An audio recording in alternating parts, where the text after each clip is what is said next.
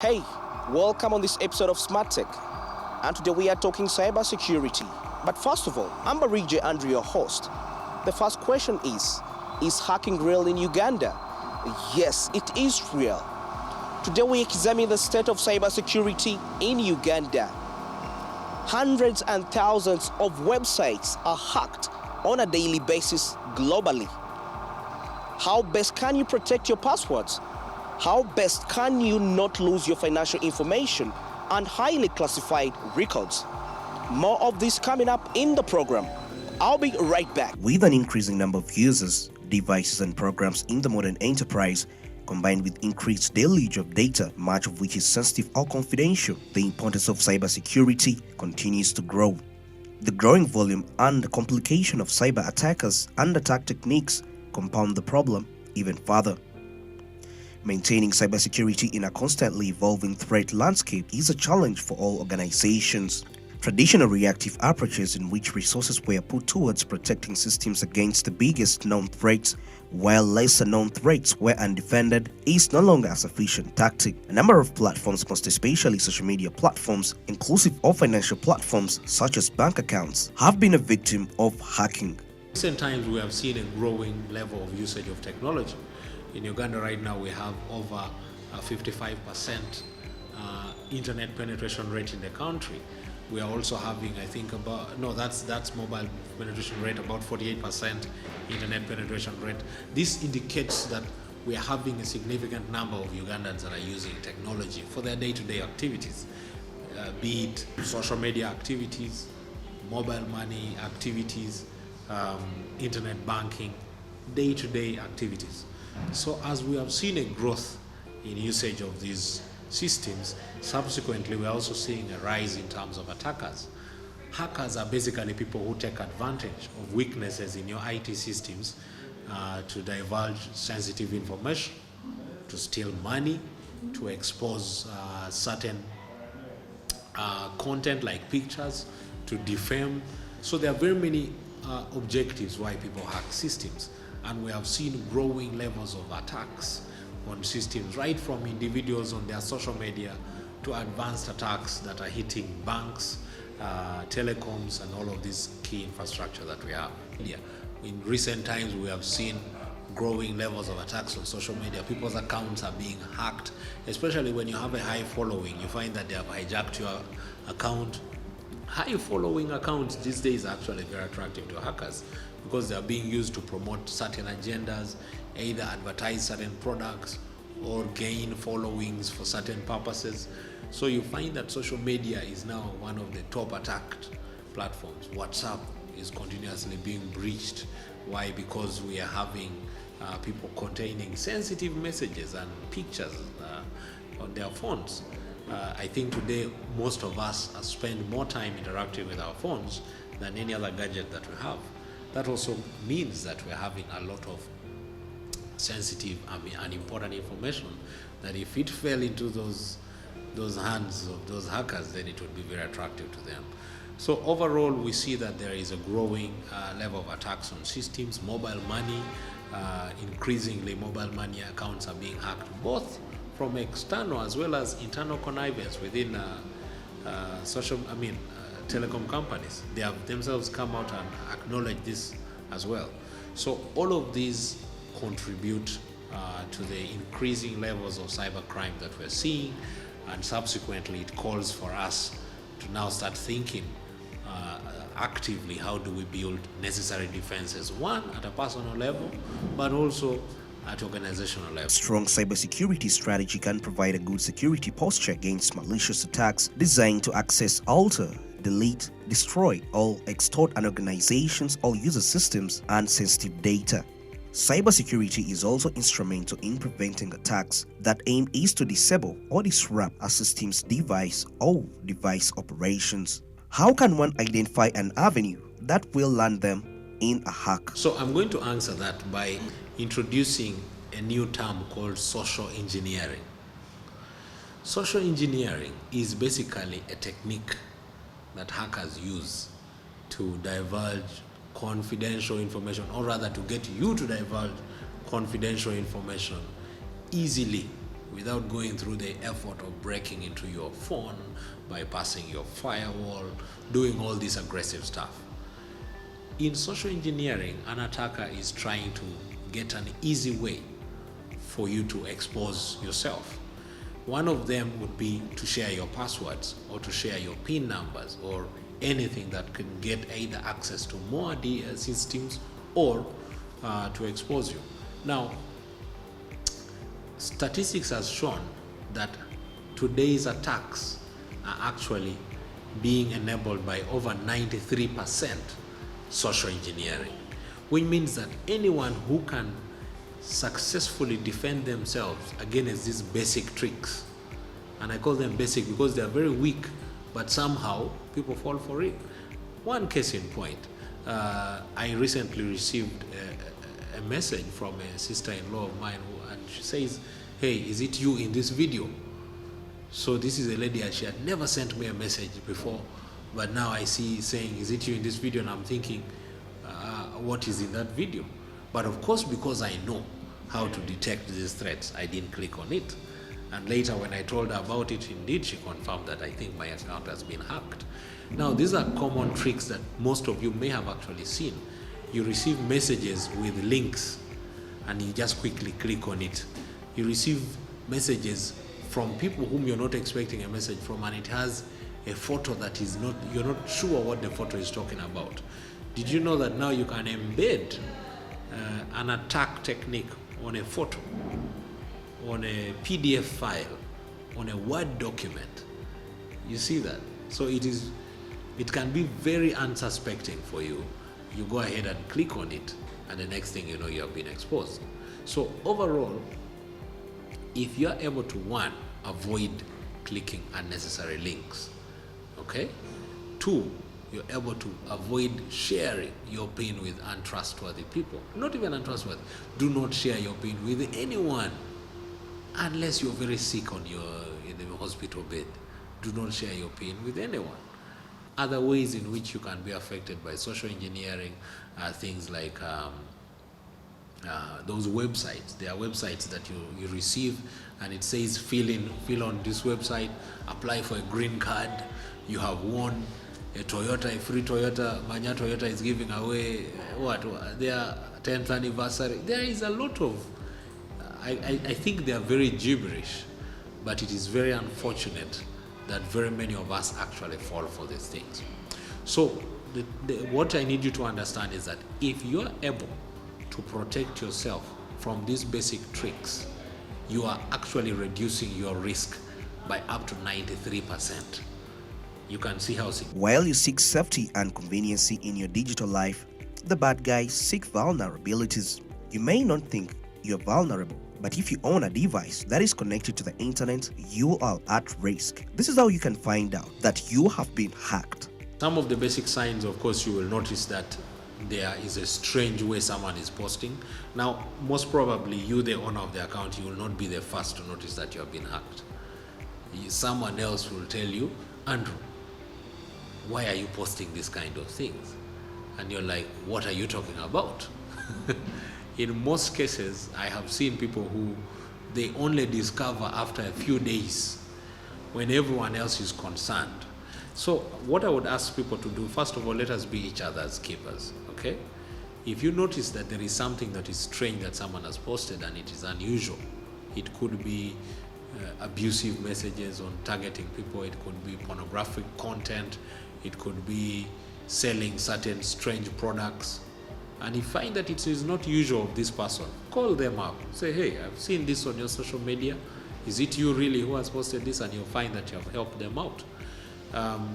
So these are some of the first basic things. People now start sending messages. So if you receive a message that is strange, one case in point is I could receive a message from you saying, "Hey Emma, I traveled to UK, I've been robbed, I've lost all my money, I need you to send me money." But the person is not, you have not confirmed if indeed they traveled, you have not confirmed if indeed they were robbed. So if you're quick to respond and send money, and some of these people fall for such. So in such a circumstance, you have become a victim yourself. Not only the other person on social media was hacked. So if you notice that there's something strange that someone has posted, please reach out to them. But even over and above that, you as the owner of the account, if you notice that the password that you used yesterday is not working today, do not just imagine that you have forgotten your password. Many times we think we have forgotten our passwords, and yet someone changed it for you. Every social media account is either linked to a phone number or to an email, right? If your account gets hacked right now, the objective of the hacker is to first change your password so that you lose access to it. But even after you have lost access, you can still use your email to reset it back. The second objective of the hacker will now be to change the attached email, okay, such that even you now, when you try to use your original email, it no longer works. All of this can be done in a space of just an hour. But because sometimes hackers are slow, sometimes they think that changing the password alone is enough, they may actually stop at that for a while before they proceed to reset the email. So when you notice that you have been hacked, your social media has been hacked, immediately reset the password and now apply strong controls. What are strong controls we're talking about? One, make sure the PIN is strong and long. Long is a minimum of 12 characters containing capital letters, small letters, characters like alphanumerics, all of that. Number two is use what we call multi-factor authentication. I don't know if you have heard of it. Multi-factor authentication is simply a way in which when you're logging into your account, you also add an SMS. Okay, so that after I have put my PIN, the token is sent to the phone, and then I use the phone to log in. I think most of us have seen this, mostly with our bank accounts. Don't just leave it with your bank account. Do it on your social media. And you see, it's sometimes I have noticed most people, when they're talking about applying security controls, they care more about the bank accounts rather than things like social media, emails. What you don't know is that even those other channels can still be used to extensively disorganize you, as the same as the financial application as well. If I use your email to impersonate you, what kind of damage could I bring to your image? If I used your social media account to post malicious content, how much damage can I possibly create on your image? So you find that at the end of the day, I encourage that let us not just apply strong security controls to only financial tools, but also across the day. Cybersecurity is a global grossing business due to the high demand of cyber technologies to be incorporated in the different enterprises. Uganda alone, the cybersecurity market is estimated at about 150 million USD. Now, that's quite a market. Let me even break it down easier. When we say the cybersecurity market, this is the value extended to providers or suppliers of cybersecurity solutions. Now, we do not have very many cybersecurity companies in Uganda. Cybersecurity is lucrative, but it is suffocating because we do not have enough professionals. Statistics as of 2019 estimated the total number of qualified cybersecurity professionals to be at about 400 professionals for a population of up to 46 million Ugandans. Now, that is very, very small.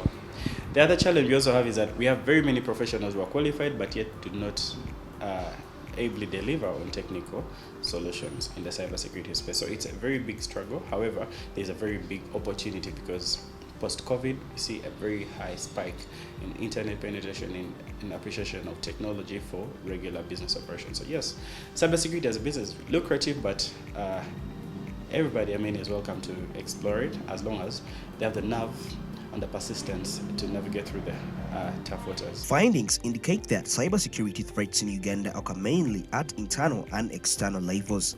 At internal level, the lack of personal security etiquette, ignorance around computer and electronic safety resulted into exposures to risks and vulnerabilities. Some natives believe that the cybersecurity service providers who are supposed to protect their information are the ones behind the exposures. How true is this? Well, everyone has a right to their opinion, and also every professional sometimes can fall short. So I am not here to say it is not possible, but what I would say, first of all, there are three types of hackers. Whenever we talk about hackers, the idea is malicious, dangerous, stealing money, and all of that. But then we also have the good hackers. We fall under the category of what we call white hat hacking. White hat hackers are basically hackers who hack for a good cause. So we hack to look out for weaknesses in systems, and we are bound by the legal confines. And before we go to hack onto any system, there is an MOU with the owner of the system, and it gives us full rights that, or even if it's not full rights, guides you that this is the scope, look only here, don't look here. And that is what we would do. So that is what we call white hat hacking. Hacking that is guided by the law.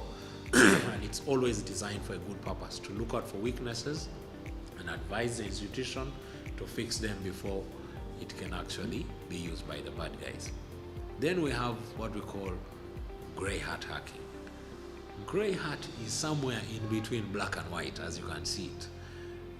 But what this means is that a gray hat hacker will come and expose weaknesses in your system without your permission, and then they inform you, hey, I found these vulnerabilities on your website, fix it. Or I successfully hacked your website, go ahead and fix it, or I can help you fix it. The challenge with grey hat hackers is sometimes they can easily slide to be bad people because after all, they're not working within the law. But in most cases, they are not as dangerous. Then we have another category called black hat hackers. A black hat hacker is a dangerous and malicious hacker. These ones, of course, are the most popular. People know them the most. Why? They're the ones who are breaking into banks. They're the ones stealing people's money from mobile money accounts. They're the ones defaming people on social media, exposing certain pictures and all this. So that is what we call black hat hacking. Now, back to your question. Are there people who are posing as Milima security, but they're the ones causing chaos in the public? Yes, it could be. We don't know that for a fact. So, if you find yourself a victim of any form of cybercrime, the first thing that you should do is report to police. Now, the laws are very clear. The Computer Misuse Act is there, the Data Privacy Act is there. These laws are designed to help us. So once you report, then an investigation is done. If it turns out that it was the same Milima that was lying to us, that they are good guys, then they'll have to face the law. But otherwise, overall what I would say is that there are actually good hackers, and I encourage institutions, look out for these guys, work with them, because they're there to help you build your security controls and improve your systems. Cybercrime, sometimes called e-crime, is the type of crime committed through communication technology.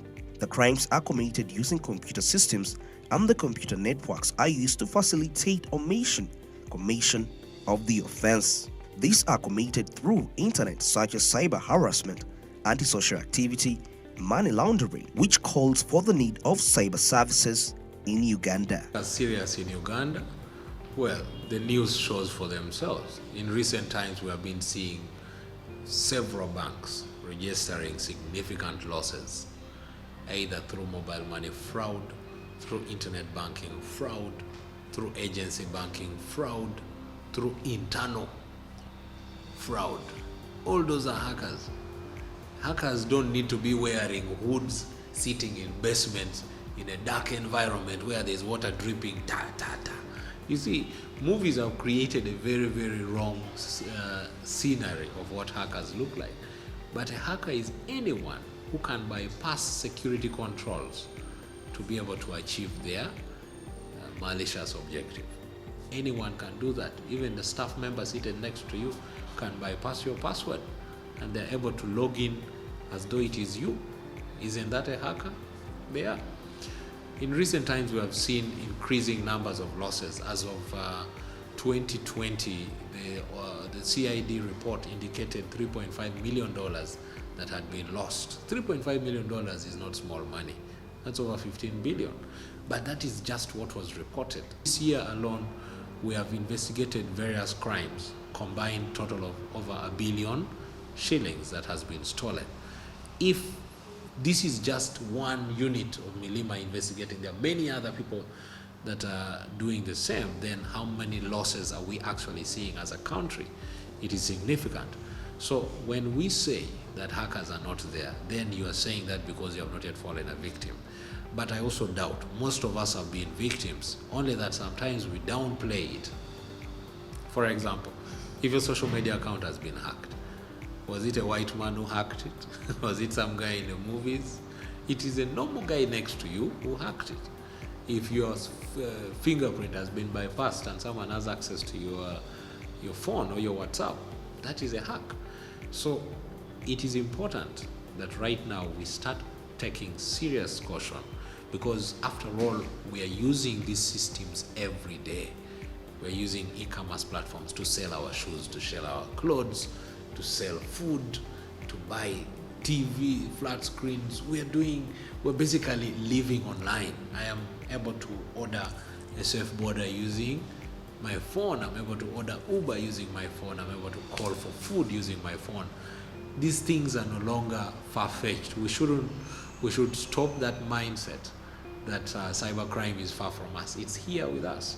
And the earlier we can accept that, then the faster we can start actually building meaningful solutions to start defending ourselves. Otherwise, you're going to become a victim yourself. The importance of cybersecurity comes down to the desire to keep information, data, and services private and safe. In today's world, people store vast quantities of data on computers and other internet-connected devices, much of which is sensitive, such as passwords or financial data.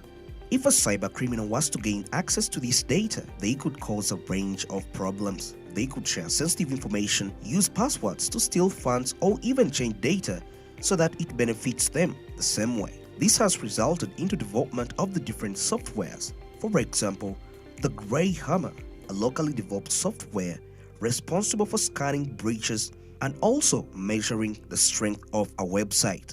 Is a web application security tool. It is built in Uganda by Ugandans.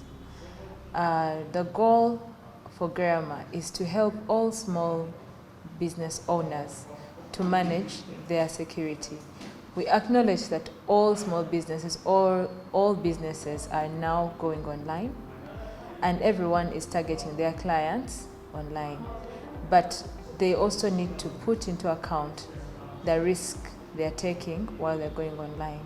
So Grama is here to enable all business owners to have a security element in their online presence. It helps with checking how secure your website is or your web application is. It manages deep code inspection. When developers are giving you a web application, they have developed different modules, and sometimes they might not take into account how secure these modules are on their own or even when they are interlinked. So Grama helps to do a deep code inspection before you start using your web application to your clients. It does malware and threat hunting, that is in real time. It helps you to manage the malware removal. So once Grama has identified the malware that is in your website or in your web application, you go ahead and we remove it. Also, unpatched systems. These days, hackers are very fond of using unpatched systems.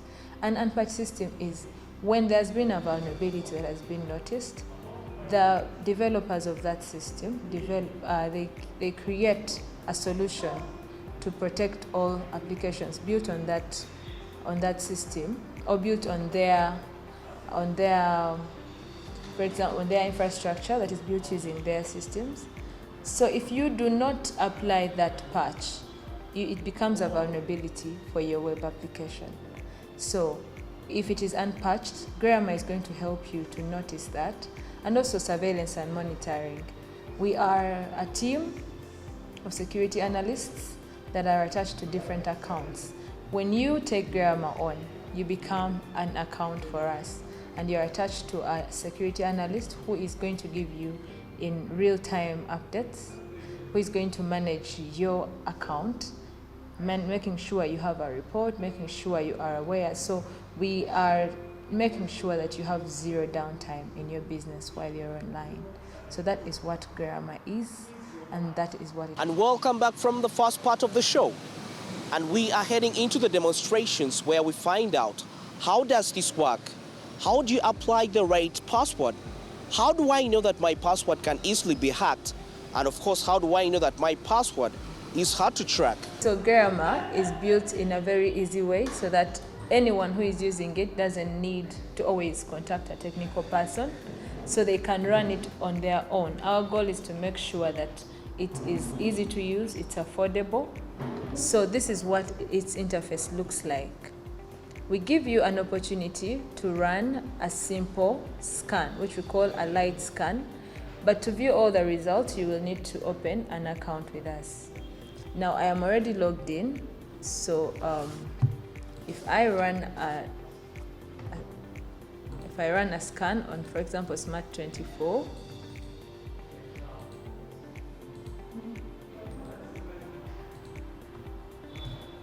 so it will run a quick test and it will give me a result. So what you expect when you run a light scan, you expect that your website is going to be checked against different databases, which are going to go through all your code, go through all that is in your web application, and tell you that according to this database, you have been flagged. According to this database, you have a problem. So we need to now go into it and check why is the problem. So if the site is clean, Grammar will tell you that your site is fine, so you're safe to go on with business. If there is a malicious entry that has been found, it will be listed here. So because I already have an account, I am able to see the whole report for this scan.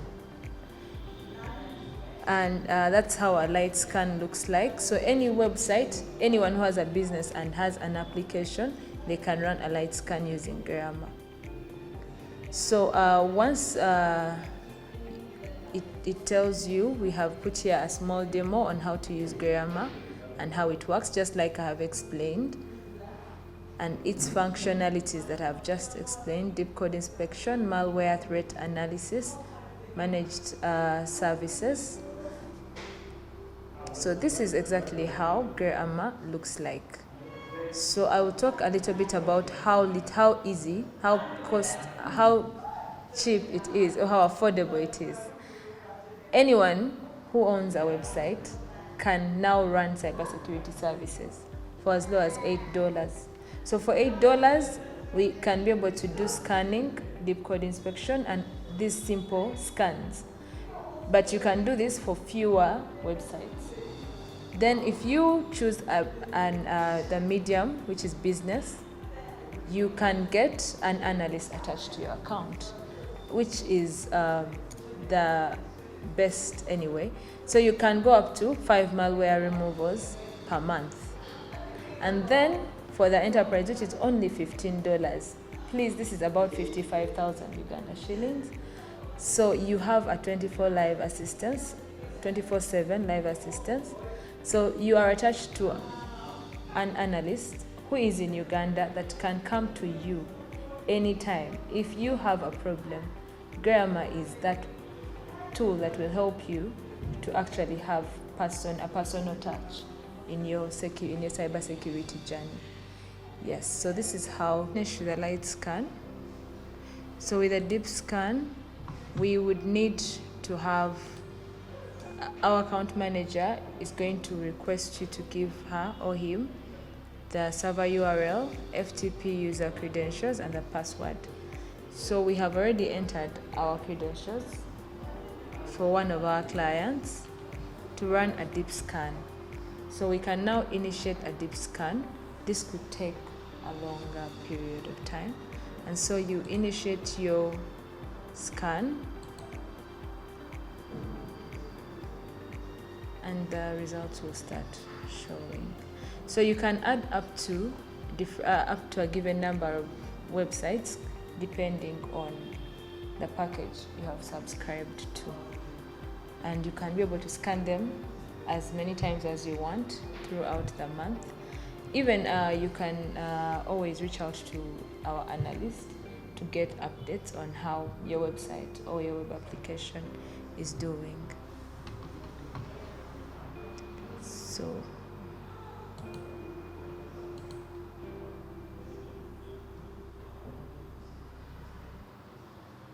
yeah, results are supposed to start showing up here.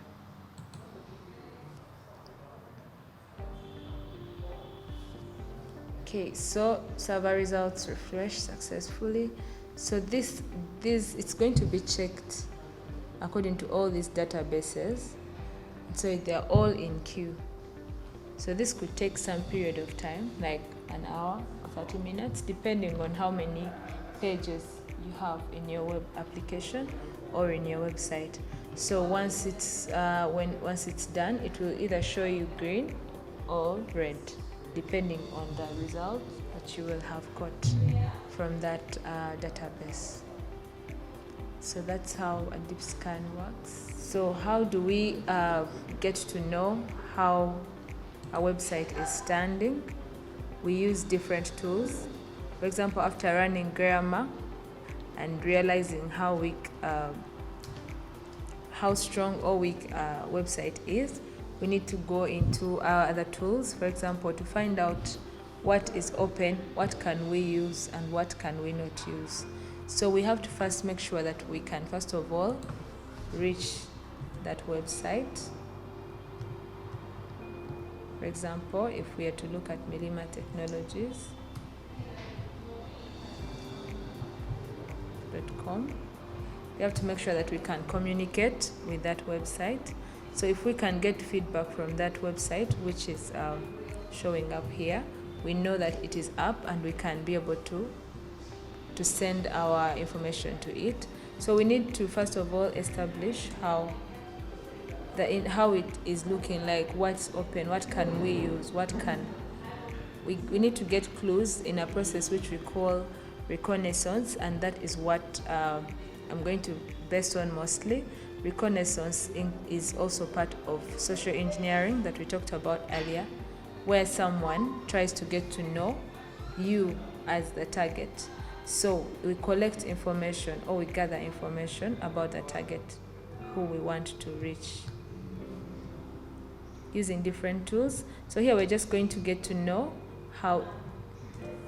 which ports are open, what's the network looking like at milimatechnologies.com. And so we shall know what services we can exploit and what is safe, what is not safe.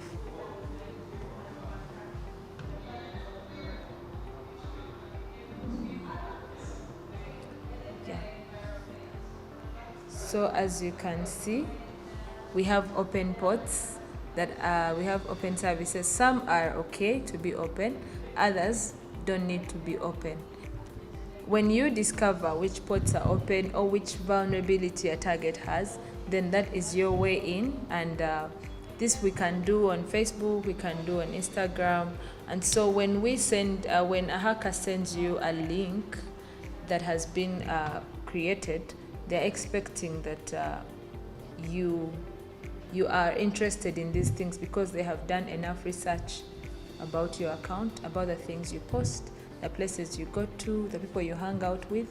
And so when we are doing information gathering, we see your patterns, which we call cyber hygiene. Cyber hygiene is we can see how much you post and what you post. So those things are the ones we use to create what can lure you into clicking. So here we can see the open ports, the open services, and they're the ones that we can manipulate to get into the website. Did you know that hundreds of thousands of websites are hacked on a daily basis, which calls for absolute vigilance? In real time, right now, this is how many people are using the internet in the world right now, how many websites are up, the total number of websites in real time, and emails. This is how much people are using the internet right now. So if we want to understand if your business being online is relevant, this is how many people are online. And Twitter users today, and if you want to know how many websites have been hacked just today, it is 137,000. In real time, it keeps increasing. So these are websites that are being hacked right now in the whole world. This is how many computers have been sold so far today, and phones and tablets. So this is on internetlivestats.com. We can also see how many data breaches have been the world's biggest data breaches and hacks. We realize that the biggest one is on Facebook. A data breach is when your credentials are used in a possible hack. For example, your email could be compromised, and if your email is compromised, that means you are at risk, the company you work for is at risk, and people who have received emails from you are also at risk.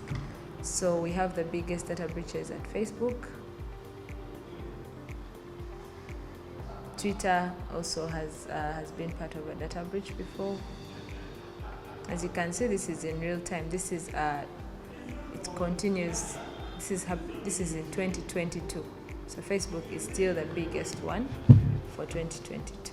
Choice of password selection has largely been a factor attributed to the above trend, but this can be solved and ensure that your data is never hacked. If you want to know how strong your password is, you need to you can use this website. It's called How Secure Is My Password on security.org. So you enter your password. I will first of all enter a weak password, which is maybe ABC123. So ABC123, it can take a computer about 54 milliseconds to crack this password. So what does this mean? It means that because hackers use lists, we call them password lists, we enter them into a certain system. This could be a big system or a strong computer program, and we want to know how long it will take to break your password. So that is how we measure password strength. We measure it according to how long it will take a computer to break it. So 54 milliseconds is how long it will take for ABC123. So if I enter a password like Tugende Tukole, it would take 16,000 years to break this password. It would take 16,000 years to break this password. Now, if I added a number like 1, 2, 3, it would take 37 billion years to break a password like Tugende Tukole 1, 2, 3. Now, if I added at maybe 22, it becomes a stronger password. So for you to know how to create a strong password, first of all, you need to know that you need to add a capital letter, small letter, a number, and a character from the alphanumeric system. So all the functions, all the letters, all the characters on the keyboard need to be represented. You can create a strong password by using your local language.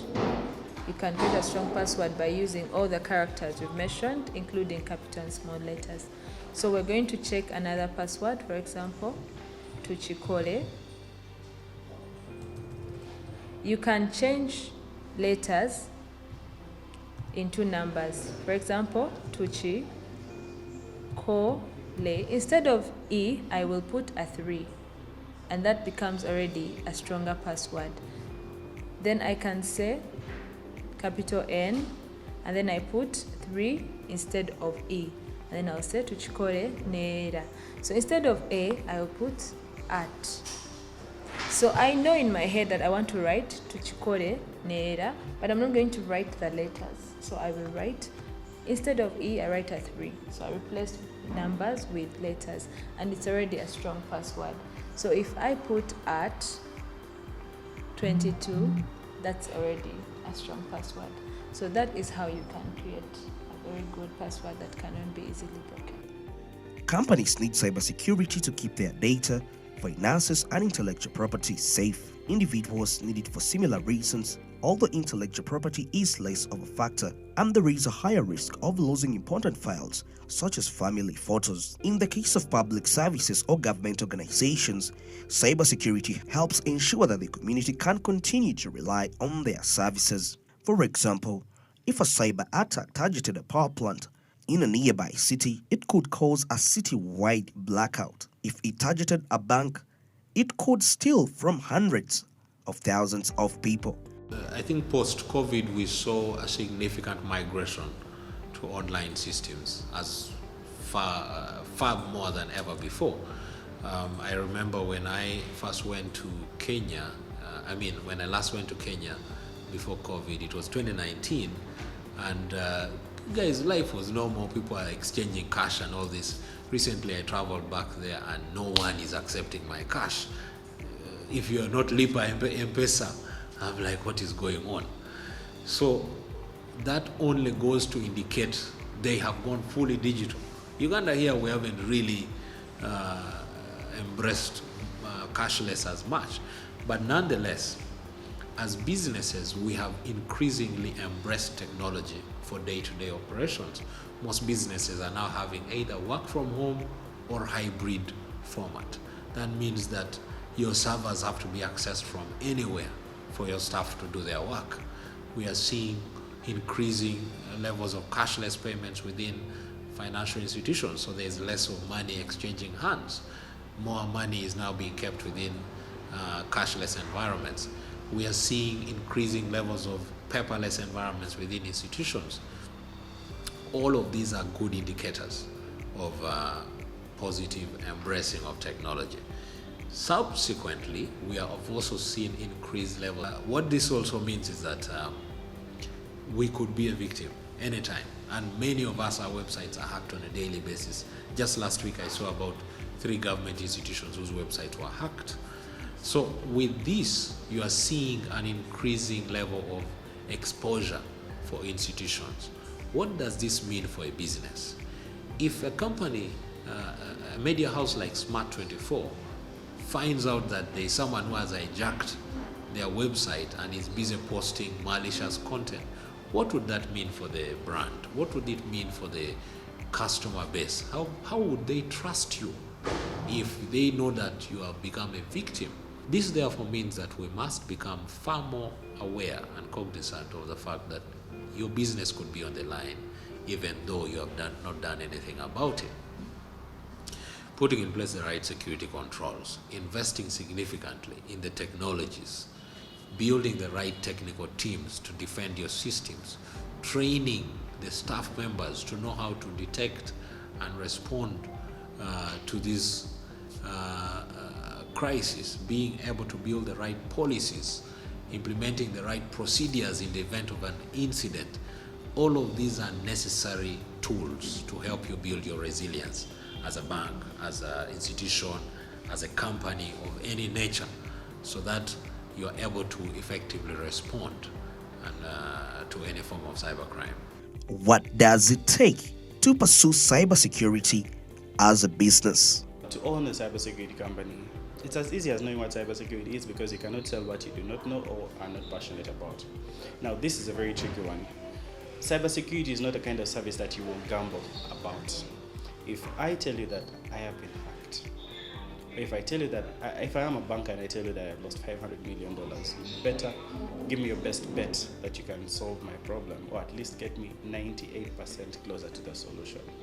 Now, you cannot start a cybersecurity company without knowledge of cybersecurity. Each and every member of my team, at least when onboarded, takes a basic course in cybersecurity to appreciate what cybersecurity is and be able to hold a meaningful conversation. So the first line is you should be able to understand what cybersecurity is. So take a basic course, understand what it is. Cybersecurity is very broad. Then narrow it down to what you're passionate about or what you're able to do. Is it forensics? Is it malware analysis? Is it network security? Is it, is it at policy and advocacy level? You need to be able to appreciate what corner of security you want to be a part of. Then the rest is really regular business processes as required by the government. But your best bet is that security, you'll either approach it from a consultancy level, start a consultancy firm, or be a reseller or vendor of already existent cybersecurity products, and probably either hardware or software systems. You could sell firewalls, you could resell antiviruses. With the rising standards of living in the country, disparity for survival amounts amongst Ugandans, which is influencing hackers come up with more advanced ways, most especially to access the financial data of the different individuals. This calls for absolute care for the highly classified data of the individuals. And that's what we had for you this week. Hope you had fun on the show. And I hope you won't make a mistake again of choosing wrong passwords, because you will end up losing your information and very valuable documents. I've been Andrew Barije. Till next time, goodbye.